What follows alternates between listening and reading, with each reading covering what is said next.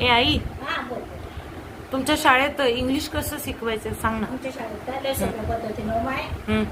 A for apple, apple म्हणजे सफरचंद. हा. बी फॉर बॉल, हा. बॉल म्हणजे चेंडू. हा. सी फॉर कॅट, हा. कॅट म्हणजे मांजर. असं शिकवायचं. मांजर नाही, मांजर. हा, तेच.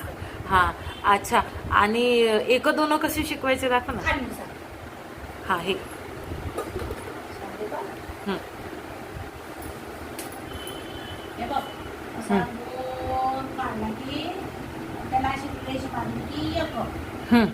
आणि अशी गोल असं केलं, असं अर्ध गोल केलं म्हणे, असं करायला लावायचं, सर. अच्छा. हा.